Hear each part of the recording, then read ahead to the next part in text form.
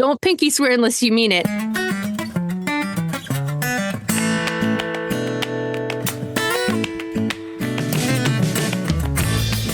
Welcome to another episode of Chewing the Fat. I am your host, Big Rob. Thank you so much for tuning in, downloading the podcast. I certainly do appreciate that. Thank you to Leslie for buying a t-shirt at chewingthefatbr.com. I really appreciate your support. Thank you for listening and reaching out and letting me know that you really do enjoy the podcast. I certainly do appreciate your support of this. It's the podcast where we help tell beautiful, messy, human stories and maybe find out how you can help keep the darkness at bay as well. My guest this week is a voice actor. She's up in the Atlanta area right now. Please welcome Billie Jo Konze. Billie. Hi. Hello. I'm so happy to be here. How are you doing?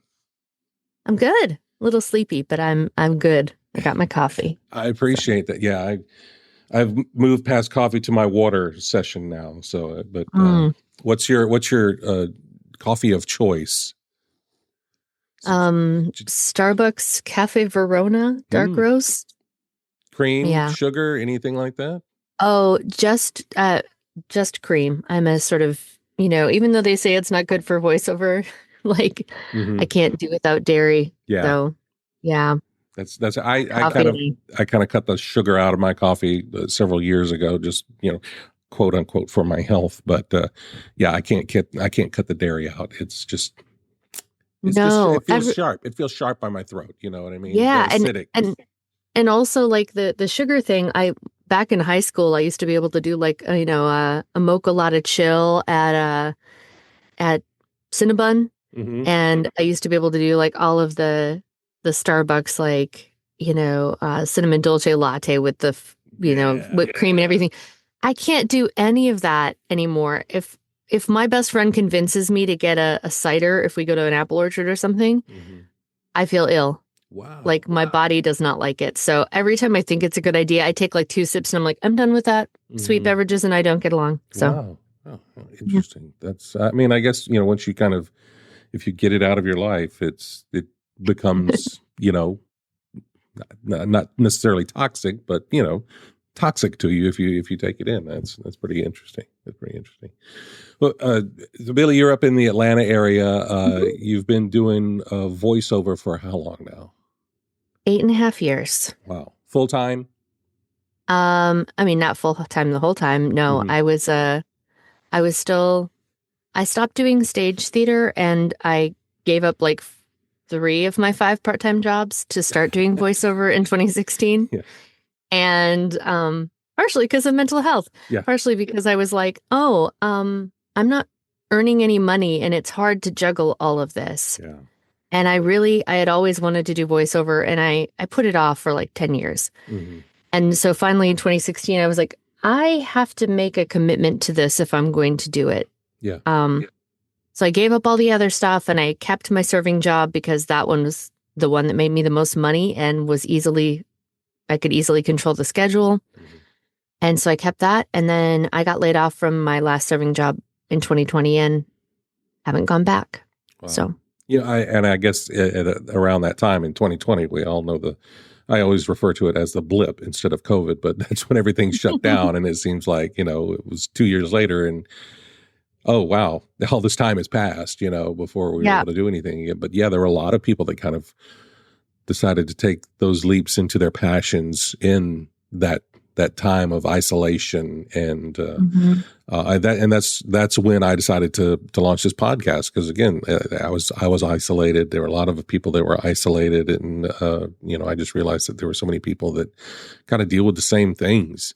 We were all kind of going through the same thing at that time. I mentioned you're in Atlanta right now, but Atlanta's not. Where are you from originally? I was born in Sparta, Wisconsin, and grew up in Wisconsin, moved to Arizona for 3 years for junior high. So I lived in Yuma, and every time I mention that, people are like, why? or the other one I get is, I'm sorry. Oh, wow. And because Yuma it's like right on the Mexican border. It's both right on the Mexican border and also 20 minutes from Mexico, from actual where you go in. And and right on the California border. So it's like the farthest southwest corner of Arizona. Lived there for 3 years. That was some culture shock. And then moved back to Wisconsin for high school. Went to college in Minneapolis and never left Minneapolis until 2019. Oh, wow. When you were in school and going to college and stuff like that, you talked about doing theater. Is that what you were pursuing? Is that was just a passion since birth that you had to perform? I wouldn't say since birth, but I actually have very early memories, and some people don't have memories until they're like 8, and I'm one of those people who's like, no, I remember this thing, and my mom's like, oh, you were like 3. How do you remember that? Mm-hmm. I remember going to see my aunt's high school production of Oklahoma when I was about 3 years old, and I was sitting between my mom and my grandma, and it was so riveting, I was like, she's wearing a green dress, she's singing, she's dancing. Mm-hmm. Oh, look, they came out of this little house. Where do they go when they go inside that house? It was so fascinating to me. And ever since I was 3, then I wanted to be an actor. So, I love that. And so you did drama or theater in high school then? Do you remember one of your first roles? I mean, I did theater. I mean, I did school plays and stuff. Junior high, high school, college, of course. When I got to, it was ups and downs. Like there was some time junior high, I didn't really get cast. I got to play Piglet in junior high. Oh, okay. Winnie the Pooh. Yeah. That was the only role I got in junior high. And then high school, apparently I just made a thing of playing animals because the first role I got in high school was Charlotte in Charlotte's Web. Okay. So, okay. But I mean, that's, spider. Yeah. That's still a pretty cool role though. Yeah. I mean, it probably was one of my favorite books when I was a kid. So yeah. And then I played Goldilocks in the Trial of Goldilocks. Yeah.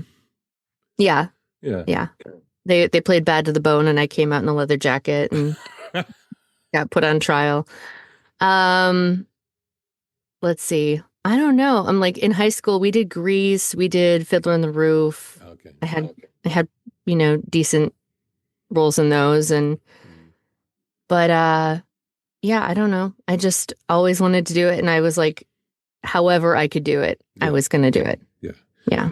So was that what your degree was in college then as well? Did you get a theater degree? Yes, I did. Or whatever it was. No practical for me. Just let's go straight into theater. Mm-hmm. No side, no. Minor. I just minored in Spanish because I already had 5 years worth of Spanish in high school. Yeah. So it was easy. It was like I needed like 5 classes total to get a minor in Spanish. So I just did it. Oh, wow. Wow.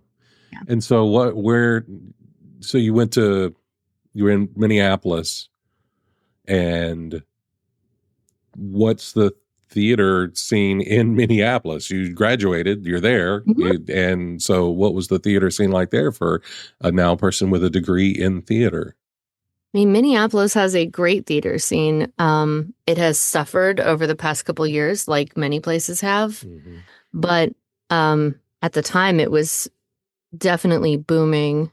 But, booming for theater, right? Meaning it has one of the largest regional theaters in the country, the Guthrie, and it had some other major union shops, like Old Log and the Jungle and some other ones. Mm-hmm.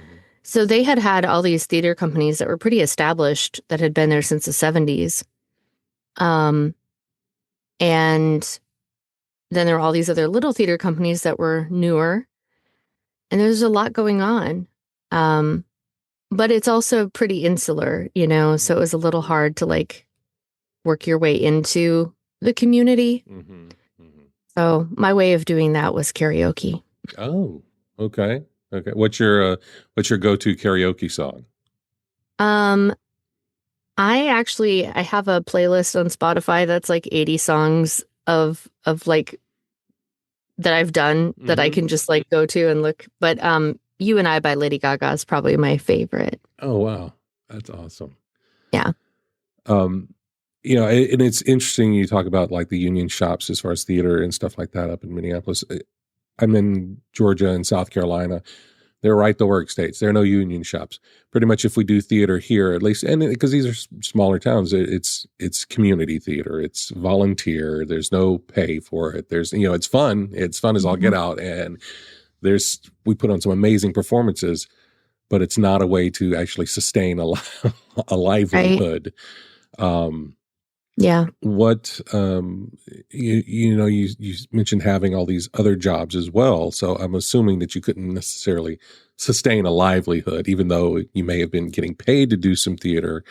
It just wasn't enough to keep going. No, I know. And, I always had other jobs. I was always, like you do. I mean, the joke is, oh, you're an actor. What restaurant do you work at? Right. Right. So I always had a restaurant job, and I usually had some part-time day job that was flexible, like marketing or administration. I worked for a lot of small arts organizations doing stuff. And yeah, that was just what I did for a long time. And it was constantly moving the pieces around to make it work. Like, oh, this week I have a Tuesday night audition, but then I also have a Wednesday morning audition for this on-camera gig. So you had to have the total flexibility because you needed to be available for night auditions for theater, and you needed to be available for day auditions for, for commercials and film stuff. And then, weekend evenings, it's like, well, if you have a serving job, that's when you make your money, but then you also have to take off every time you're doing a show. And if you're in rehearsals, you have to take off the evenings. So it's just, it's kind of a puzzle mess, really. Yeah. And then trying to squeeze in any type of social life in between that, you end up becoming, you socialize with the people you work with, and that's about it. There's nothing kind of outside of that.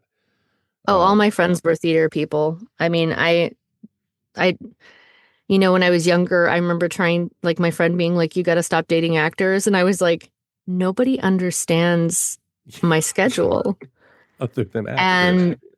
And and all my actor friends that I know from back home, pretty much they've all married actors and, or other theater people. And like a lot of them have their weddings on Mondays, one, because it's cheaper, and two, because that's when all their friends will be available to come to the wedding. Right.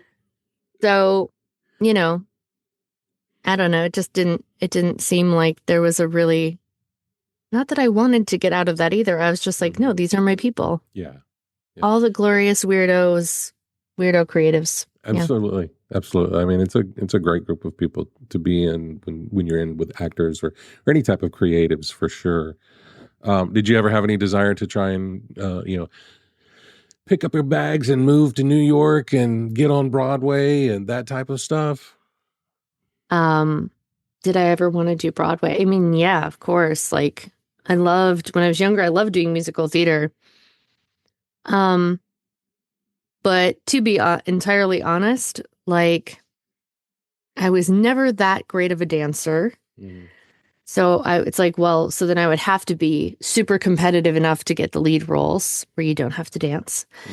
And I don't feel like I ever focused on music enough to get that level. And then the other thing was that, honestly, some of my worst theater experiences interpersonally were all in musical theater. Just toxic, just really toxic environments to work in, bullying, adults bullying other adults. And so I miss doing it. I don't miss a lot of the people that I had to interact with. Yeah. So did you find yourself going more like the straight play route? I mean, I did so many different things. Like, I did almost everything you can think of. I never did, like, so far as performance in general, I never did stand-up. I never did burlesque. And I think that's about it. I mean, like everything else I've done at some point or another. Like I played Elmo at a kid's birthday party. I've been a palm reader at high school graduations. I've been a sexy nurse singing Telegram for a 50th birthday. I've been, I love it. you know, I've done clowning. I've done commedia dell'arte. I've done physical and devised theater. Like I've done a little bit of Shakespeare, although I didn't get I got cast in one show and then couldn't do it. So like I've done it all, but I think like right before I moved here, I started finding the place that I really felt at home in theater, which was the devised theater. And I had a group that did commedia together for like 2 years. Commedia is like improv, only with a structure. And I loved it. My group was so welcoming. It was so great. It was so fun. And so to do that and to do the devised theater with kind of similar, it was kind of the same group of people, some of them anyway. That feeling, it's like, it's the opposite of the musical theater thing. Yeah. Like in theory, it's like the musical theater thing, it should be one giant working organism of people. And instead, it's a lot of individual egos kind of refusing. They want to stand out, but they're supposed to be part of an ensemble. Right.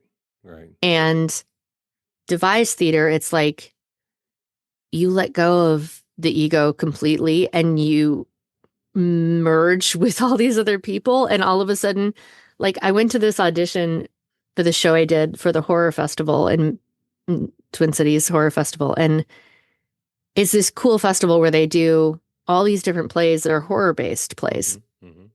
But people are creating them. So we did one called The Deep Dark. And it had a script, but then we also had to create these scenes like the woman diving from the boat and all these horrific things. We used light and we used physical theater stuff to do it. So it was all just tricks. And my mom still talks about it. She's like, Billie, that was so amazing how you made it look like she was diving. And like in the callback, like none of us really knew each other that well. I think I knew like 2 people in the room. It was like 12 of us. And we did this whole hour-and-a-half long callback where our director just like, he'd turn the lights down and he was just like talking us through with this ambient music, talking us through like, you're seaweed and there's this and there's that. And we're like floating around the room. Like people were doing lifts and like, we weren't talking to each other at all. And by the end, we collapsed in a pile, just like, and he's like, okay, and just let it go and like come back. And we're all like collapsed on the floor. Like we'd had this experience where we had become one. And it was the coolest thing.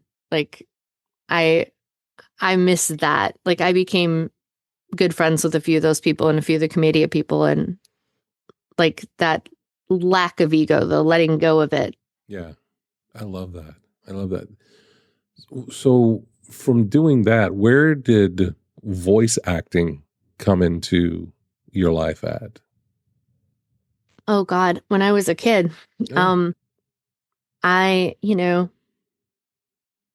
grew up in a time when we all listened to the radio back then. And for my 8th birthday, I got a cassette player, double cassette boombox and some blank tapes. And I just used to spend hours in my room, like waiting for the right song to come on, to record it. I'd be like, the DJ talked over it again, Yeah. That was always the thing. You'd be like, I didn't get it. Or you'd miss the beginning of the song. So you just let the tape record and you'd get a bunch of other songs. You'd be like, I don't like that one, but we'll just fast forward through it. And so I would like listen to commercials and I always just wanted to make up my own commercials. I tried. They were bad. I can objectively say that. But yeah, I was always interested in that. I watched cartoons just like any other kid, but I never really did the whole trying to imitate them in the same way. So I don't know. It's just always kind of there. As I really liked commercials, actually. Like when I was in like maybe 12 years old, 13 years old, my room, girls used to put up pictures of like hot celebrities in their rooms, and I didn't have that. I had all my magazines. I'd rip out pages that were like cool ads, anything that was super creative, clever. I was kind of obsessed with ads. I, had a list of taglines at one point that like, in your teenage mind, I'm like, these sound dirty. Like these taglines sound dirty. Yeah. But yeah, I was just more interested in advertising and art. And like I knew I wanted to be an actor, but I was also like, I could also be a singer. I could also be an artist. I could be like, I always wanted to be a writer, any of those things. Yeah. So, yeah. So what precipitated the move to Atlanta in 20? I met a boy. No. Was that it? I mean, yes, I had met him back in St. Paul when he lived there. Uh-huh. And we met on set for a commercial, and we had the same agent. Mm-hmm. And when I came here to VO Atlanta, the first time I came, I just reached out to everybody I knew who lived here and said, hey, I'm going to be in town. Anybody free want to go get a drink or hang out or something? And he said yes. And we talked for 7 hours. And then we hung out and had lunch the next day. And I was like, this is weird. I feel like I just went on 2 dates, but that was not supposed to be a date, but okay. And then we kept texting, and I convinced him, because in the 7-hour conversation, I had convinced him. I said, we were talking about traveling, and I said, where do you want to go? And he said, Iceland. And I said, oh, I just went to Iceland last year or 2 years ago. I said, I want to go back. I said, if I can find cheap airfare, will you go with me? And he was like, ha, yeah, of course. And I'm like, no, I mean, pinky swear. Wow. Don't pinky swear unless you mean it, because I want to go this year. And I knew that it would be easier for me to go with somebody than by myself. Yeah. So we went to Iceland on our first date. Wow. First 8 days in Iceland. Official date. First official first date was 8 days in Iceland. And we were like, I guess we're dating long distance. Okay, cool. Mm-hmm. That's so cool, though. So then, just how long was it into the relationship before you're like, you know what, I'm just going to move to Atlanta? I mean, so that was August of 2018. So I moved October 2019 was when I moved here. Okay, so we dated about a year, long distance, and like he came to visit once, and I came to visit like twice, and because I came back for the conference again, of course. So. Mm-hmm. Yeah. So I always say, like, when you talk about conferences and people poo-poo conferences, I'm like, conferences can change your life. Like, even if I hadn't ended up moving here, I still think VO Atlanta kind of changed my life, Yeah. Yeah.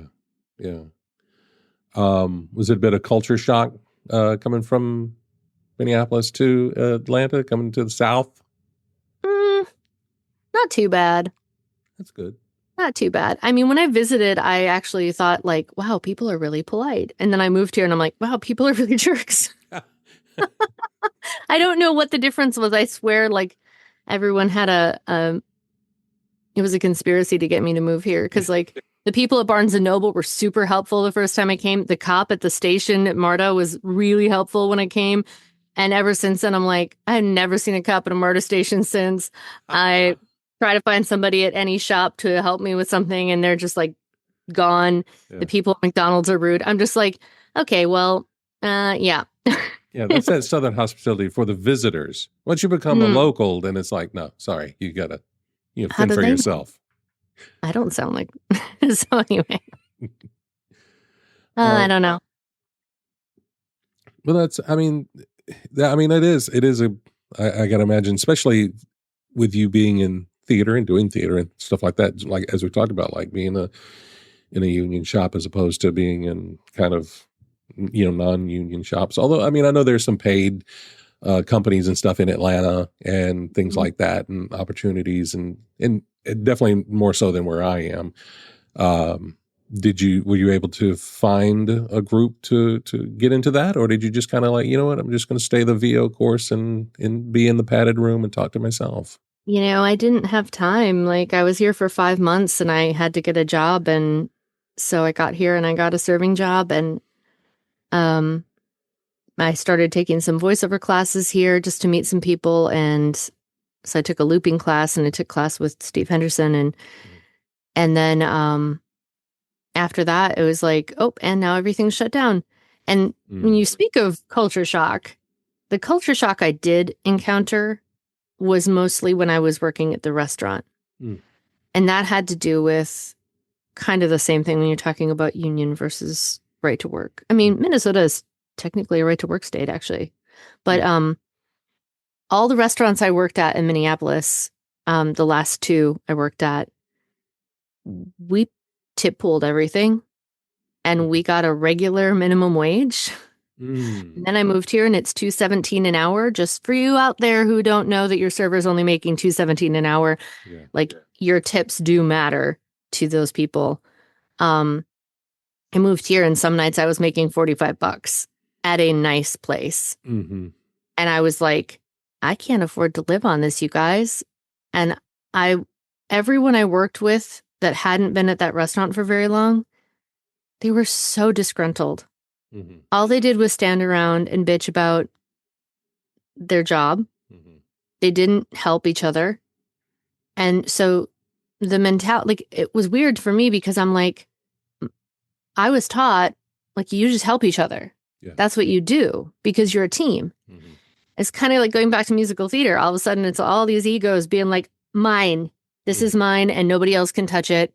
I'm in it for me and only me. And I'm like, I don't like this culture, you guys. I don't like this. And I tried to really be like, hey, where I came from, it's this magical land where we all tip pooled and we were tip pooling and making $30 an hour in tips, plus our $11.50 an hour in wages. We were making bank at a pizza place. And people were like, I don't think I would like tip pooling. And I'm like, if you were making $30+ an hour, you would be amazing. Like, and I mean, always. I mean, every shift. Like, you could count on it. You could mark your bills to it, as we all need to. Yeah, you could count on it. And you can also count on the fact that, like, where I worked there, I knew I wasn't going to work more than 6.5 hours in a shift unless I was doing a double, which I didn't do. But, like, you were done. When you got cut, you went home. And you got to have a life. Like you were talking about, like, you got to have a life. Here, when I was working here, I was working 8+ hours in a shift. I was working 55+ hours in a week and barely clearing like $550. Wow. And I was like, I can't do this. And I tried, I told my bosses I was quitting and they were like, but can we get you to stay? Like, what can we do? And I'm like, I would need to close like 2 nights a week. And they're like, oh, we can't do that because other people have seniority. And I'm like, I've been in this business for 20 years. Like, if that's not seniority, like, then you're going to keep hemorrhaging good people because the people who don't have seniority need to be treated well enough that they want to stick around and help those with seniority. That's all. I mean, it's just a mindset thing, and it's really short-sighted to think about, oh, well, we just have to make these two, once again, the ego, these two individuals, we have to make them super happy so that they want to stay and make the bank that they make. But meanwhile, nobody else wants to help those people and stick around and have a good, healthy team. Yeah. Whereas if you treated everybody decent, you may end up with 14 of those people that want to stay and do the great work as opposed to just 2. And then you've got, a dozen disgruntled people. Right. Yeah. It's such a mindset that is so short-sighted. And I've seen that in a lot of places. It's, you in any retail or food service type thing, you see it. You that's why there's burnout, is like, what? You keep the shitty people and try to keep them happy. And yet the people who are having to pick up all the slack, you don't give them, a little bit of a leg up or a reason to want to stay or do the extra work that they've already been doing. So that's why they leave, to find somewhere else that appreciates them. Yeah. And it was the place I worked in Minnesota right before I left was very self-policing. The managers wanted us to take care of a lot of issues on our own and like coached us how to do that too. And we had the ability to take sick days there. Mm-hmm. Like we actually accrued sick time, which Yeah. As part-time employees, we accrued sick time and as a city law. And then we also had an on-call person so that if someone did call in sick, the rest of us wouldn't be struggling. And so we just kind of knew that like, if you were on the on-call person, that's part of what makes this a healthier place to work. Yeah. Yeah, I miss that. I miss that sort of, more collective mentality. Yeah. Not this like, it's all in it. I'm just in it for me. And, so that's kind of why I gravitated towards voiceover, I think, is it does feel, not that there aren't egos in voiceover, but generally I think like most people in voiceover seem to be very kind and helpful to their fellow voice actors. Yeah. Yeah. That's one thing that I have said, from my first time attending VO Atlanta earlier this year. I just got into VO official, in February of this year. And I've met so many people such like yourself and, Paul Schmidt and, all these other people that are just amazing people that are willing to help, lend a hand to help somebody else, become what they want to be, in voiceover, in whatever avenue it may be.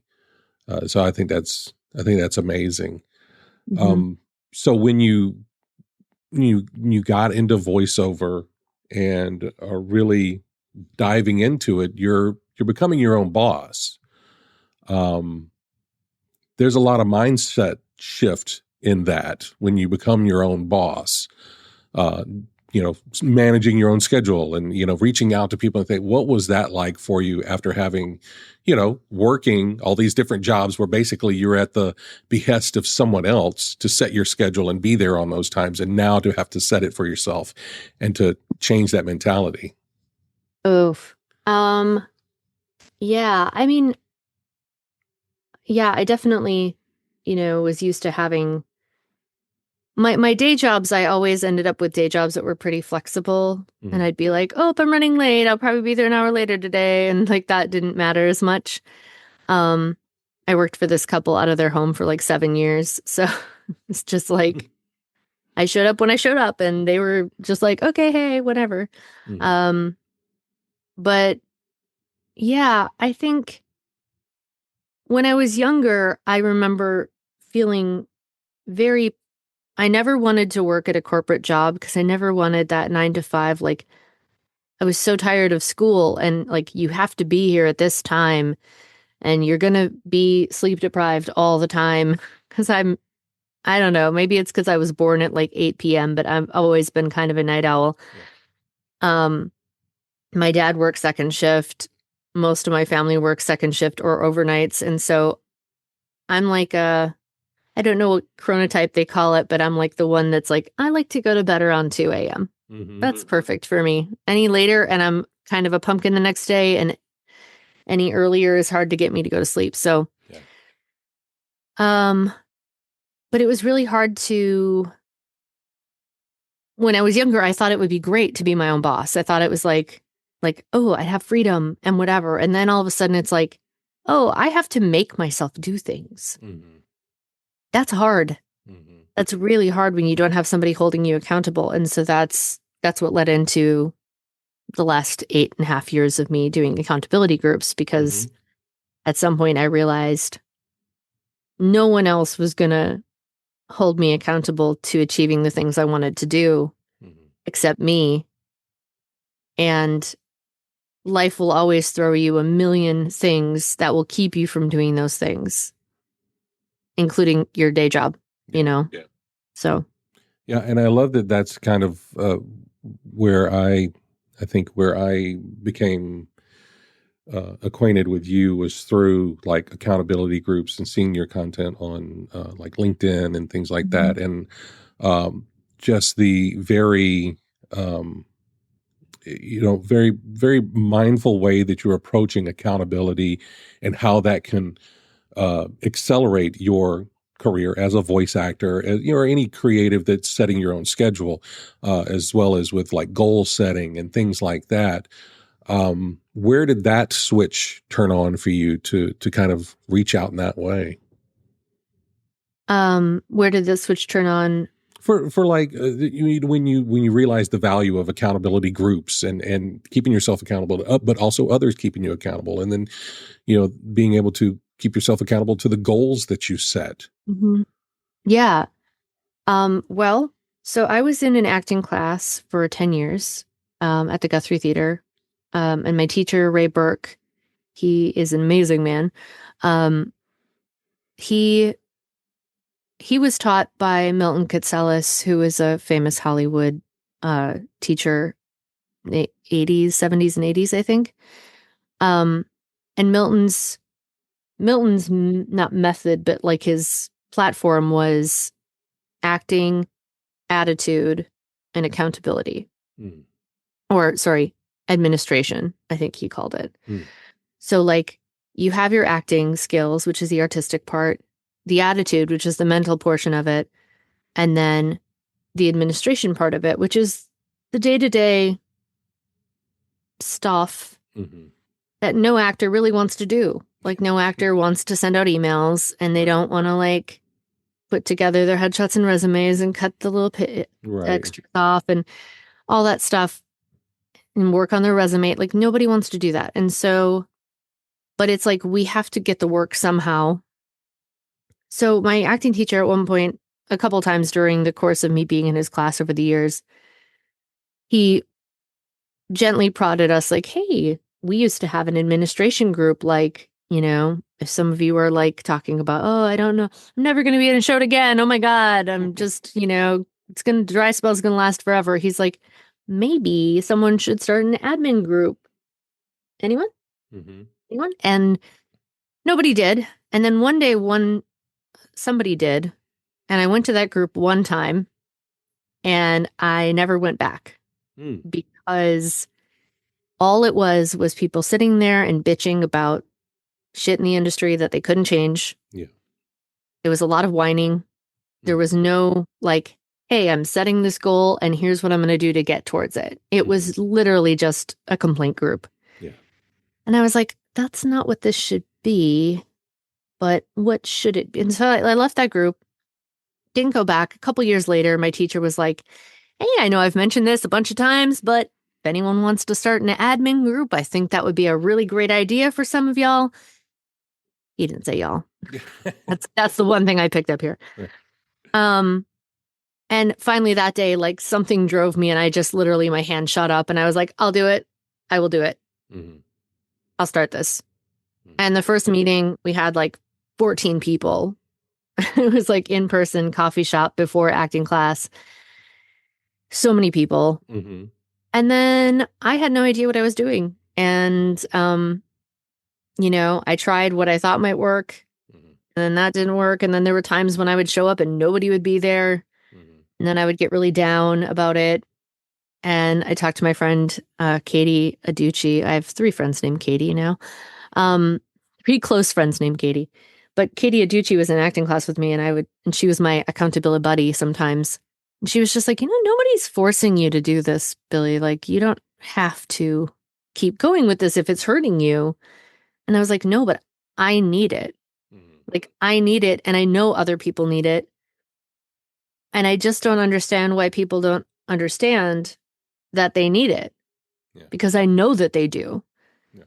And I think they know that they do, but like how to get people, how to make this something that people actually go, you know what? I know it is a little bit like going to the gym, but it is fun once I'm there and it is important,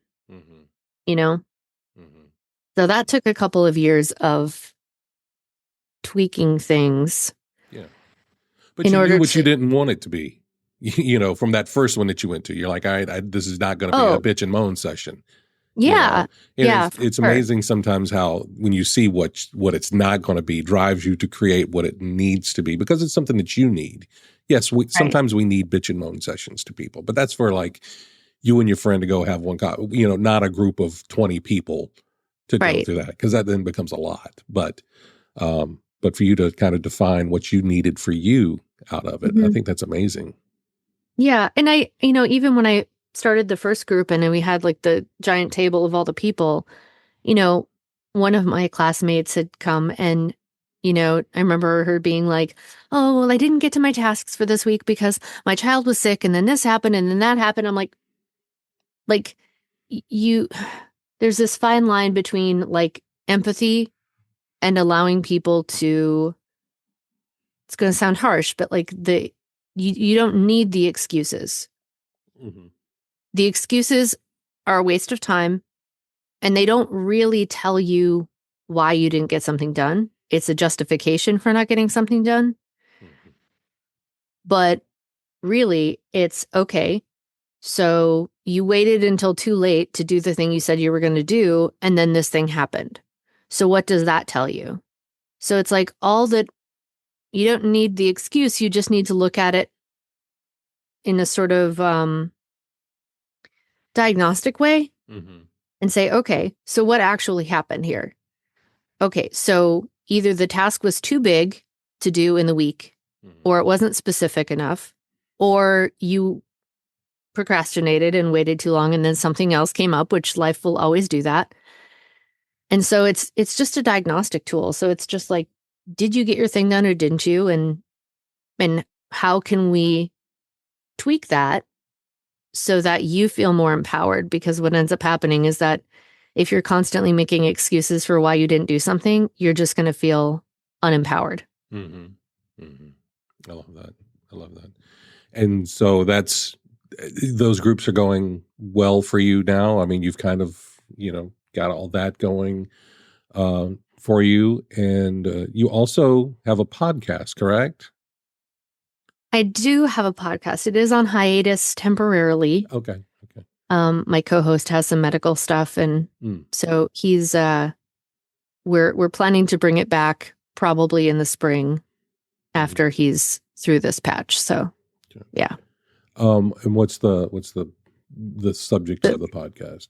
Yeah, so the podcast is called Scratch, Claw, Push, which is based on a Dwayne "The Rock" Johnson quote, where he talks about growing up and how when he was a kid, they say, like, if the door is closed, look for the open window. And he's like, we didn't even have windows. We had cracks in the wall, and you had to scratch and claw and bite and push through them to get anywhere. Yeah. And, Brandon Duke is my co-host. He and I met when I got here through Heidi at Atlanta Voiceover Studio because he was casting a podcast of his own that was an audio drama. So I met him and Clayton Romero, who were doing that one. And then it all went from there because he and Clayton had another podcast. And when Clayton left, he asked me to join him. And I said, what if we start this other thing? I have this idea. Mm-hmm. So my idea was basically, let's talk to artists of all different types who are out there not waiting for the phone to ring. Yeah. Because what has happened through my accountability stuff is that I realized all the people that I admired in like college and after college that were making things happen, as soon as you start creating something of your own, people flock to you. Yeah. You become a beacon for other people because people go, well, how do you do that? And they either want to be part of what you're doing or they want to know how you did it. Yeah. And I felt that way about people in college. I was like, oh my God, he writes all the time. Like he has these plays and he's doing this. Oh, and they're producing this. And I admired those people so much, but I didn't know how to do that. I didn't know how to actually take something from tiny idea inside me to finished. And so when you do that, when you learn how to do that, other people are attracted attracted to you, but other people flock to you. Yeah. And it inspires other people. And so I wanted to talk to other artists who were out there making their own work, not waiting for someone else to choose them. Yeah. And that was kind of the basis of the whole thing, was creating opportunities for yourself and then thus for other people eventually. I love that. I love that. So aside from, the stuff that you've got going on, the voice acting and everything like that, what's bringing you joy on a daily basis? On a daily basis? So my view from my apartment. Oh, really? I live on the East Side Beltline in Atlanta, and my old apartment had a view of a kind of rundown apartment complex. Mm-hmm. And we had nice trees back there and some high tension power lines. And so it was okay because the trees helped. Mm-hmm. But, it wasn't the best.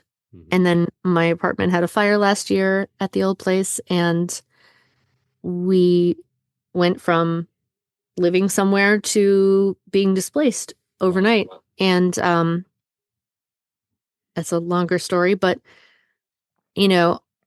it's weird when you're thinking like, I'm going to wake up here the next however many months, and then I'm going to choose to move. And when that doesn't happen, it's very disorienting.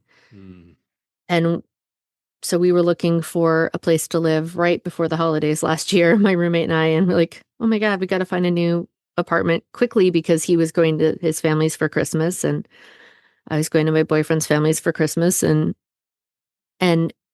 it's very stressful. But when we saw this place, I was like, yeah, I'm sold. I'm in. Because the view alone is just, and you wouldn't think, but it's like, I try really hard not to take that for granted, because I know I won't always have this view. Yeah. So like very often at sunset, I'm just like out there, like taking pictures. I'm like, my whole camera is going to be 90% my cat, and then maybe 10% photos of the sunset.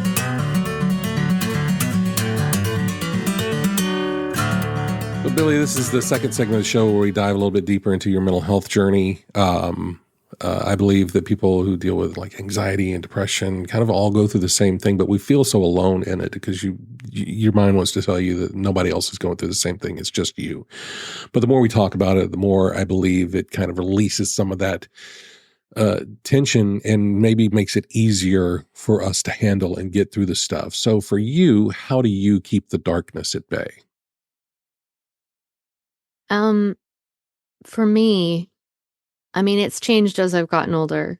Like when I was younger, one of the worst years of my life was the year my grandpa was dying. And I don't think I've ever been more depressed than that year. And that I spent a lot of time like with other people and writing a lot. I wrote a lot, just, not trying to create something, just writing out, and letting artistic expression happen. Wasn't just journaling, but like I did some journaling and I did a lot of writing, trying to express what I was feeling about the whole situation.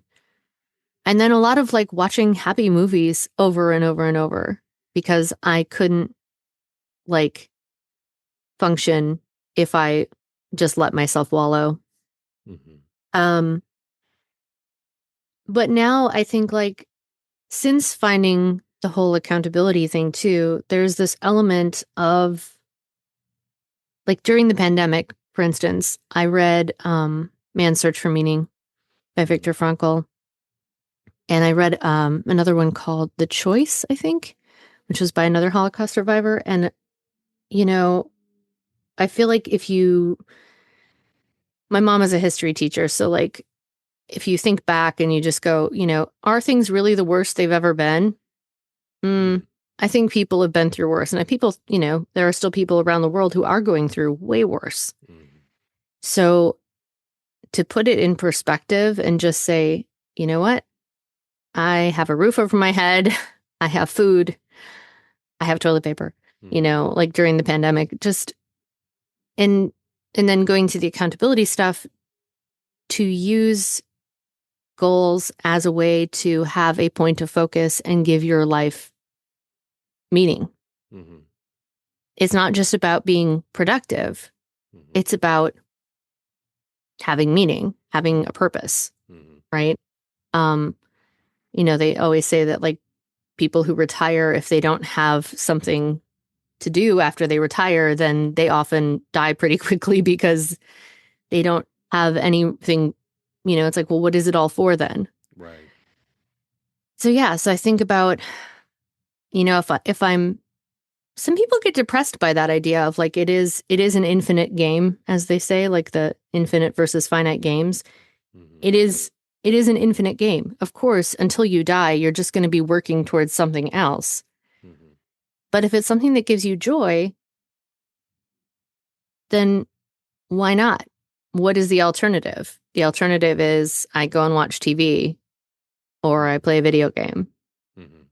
right? And I don't have a purpose. Right. So for me, I think keeping the darkness at bay involves knowing, like, these are the things that I really, like, for me, not for anyone else, but these are the things that for me would have meaning to achieve, or that would bring me joy, would keep me growing as a person. Mm-hmm. Like over the last couple of years, I learned Italian on Duolingo. I did some German. I bought a ukulele during the pandemic and was like, I'm going to play it. And I did for a while. And then now I've not as much, but I still want to. Yeah. And I'm trying to think of like what else I wrote. I started my blog. I started a lot of things in the last couple of years. And actually, right as the pandemic started, I had already been doing accountability groups for like 4 years. And some people that I'd worked with were like, you should really like do this as a business. Like you should make this into a thing because you're really good. And I was like, okay. And so I was going to run a paid group at the beginning of 2020, but then everything shut down. And I was like, I can't right now. Like it's not the right time for that. Yeah. So I started 2 free groups. And I ran those for most of 2020 just as a place for like people who wanted a place of purpose to come and have the community and a purpose that they were working towards to give them just that point of focus. Yeah. And I think that's one important thing too, that when you are thinking of stuff for yourself, when you're trying to keep the darkness at bay, is there a way that I can reach out to others to be, a resource or something like that? I think that helps tremendously, because then you're not focusing on your problems specifically constantly. Mm-hmm. You're putting yourself out there. And again, more people help to brighten the situation, lift the burden a little. Even if you're all commiserating, it makes it a little bit easier to kind of go through that stuff together, as a group. You mentioned, a difficult time like with the fire at the apartment and stuff like that. Was there any revelations or during that time that kind of changed your way of thinking about how you get through stuff? And, when a fire, destroys or you get put out, you kind of have to rely on other people for a lot of things. There are people even now that dealing with the aftermath of Hurricane Helene that in our area are still without power, still without water. Folks in North Carolina are still without these resources that they need. But, even something as, not to say small, but something as is confined as apartment fire can feel very similar to you. Yeah. Yeah. It's just a more contained, because it was just as devastating to the people who were there. Except that I guess, we were able to relocate. I mean, I don't know what kind of resources the other people in the building had, because, I'm sure there are people in the building who didn't have a place to go or didn't know anybody nearby or whatever. And so I think what it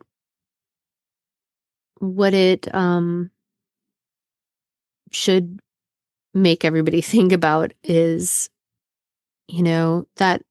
that you, going back to the whole ego thing, not that it's like egotistical, but like the reliance on self as opposed to community, that seems to be the theme of this right now. That if you are only reliant on yourself, that is limited. Because you may find yourself in a situation like that. And if I had been here and had only had me, or only had me and my boyfriend, even that would have been very difficult. Like, my boyfriend ran the GoFundMe. I did not have the bandwidth to have anything to do with that at all. I didn't know what I needed. I was kind of paralyzed for a while. I was just like, what do I do? I don't have socks. I don't have underwear. I don't have shoes except the flip-flops I was wearing. It's November. Even though it's Atlanta, it's still cold. Yeah. So my community came together, and it's very humbling when that happens too, because you realize, like, even the things that are set up to help us, like insurance, are not always there right away or at all. I mean, some people in my building had trouble getting insurance claims covered at all because they couldn't get into the building to prove what was there or what was not there for like 6 weeks or more. So, yeah, I mean, during that time, it's kind of a blur, but all I know is, like, it was like 2 months of me eating whatever the hell I wanted to eat. Like, I'm going to take this comfort food and run with it because, like, that's all I have, And so it was just, and it was a lot of like new routines, which is weird. Like when you're completely out of your normal routine, staying in somebody else's house, So yeah, it's hard and it's humbling, and it's the only way to get through it is to have a community. And if you are somebody who is pretty insular, that's rough. Like, I'm an extrovert. I don't know how someone who is introverted would do it. It's like you have to have a support system.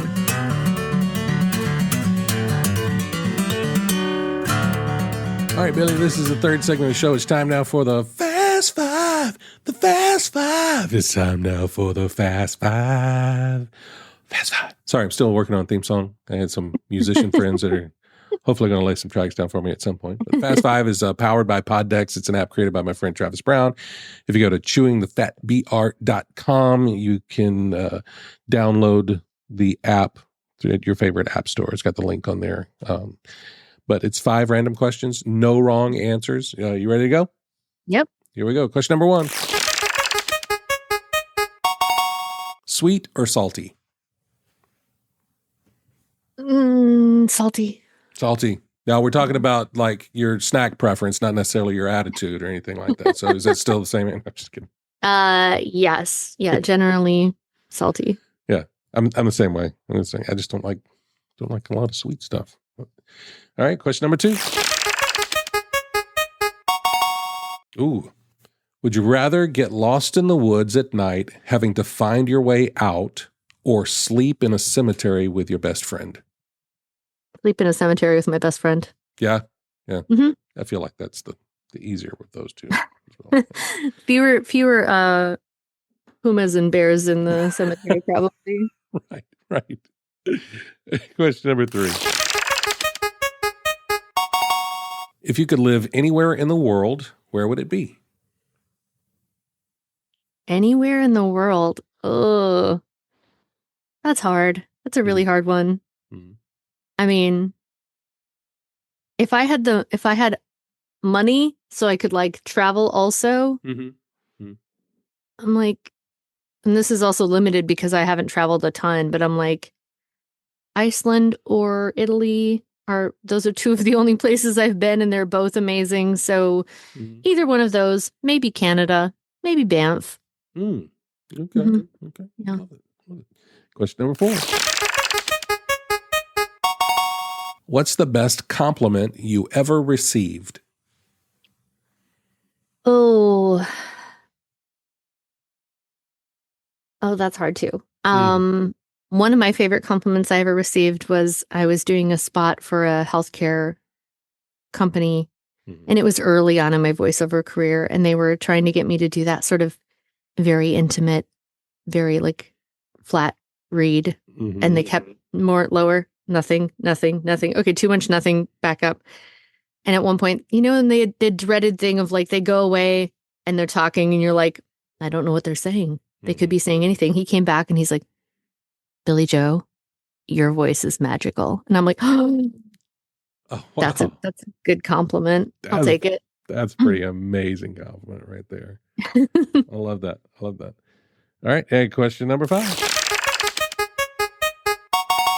What's the last book that you read?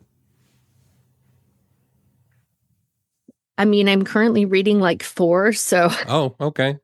Well, which was the last one out of the 4? I don't.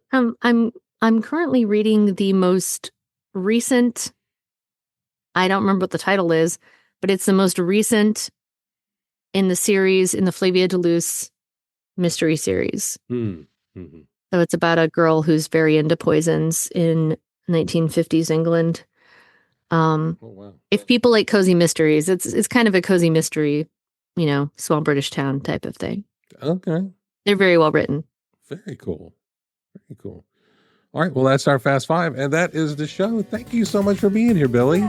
Thank you. It was a pleasure talking to you. This was great. If folks want to keep up with you and your career and everything that you've got going on, and the podcast too, when you get that back out, what's the best way they can do that?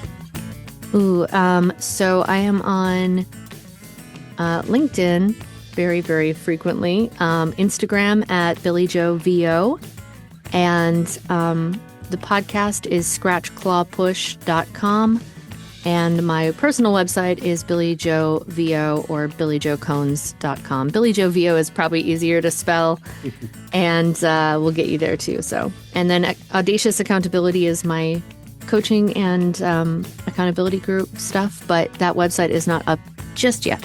So, yeah. Well, I will put the links that are up in the show notes. That way folks can keep up with you and find you.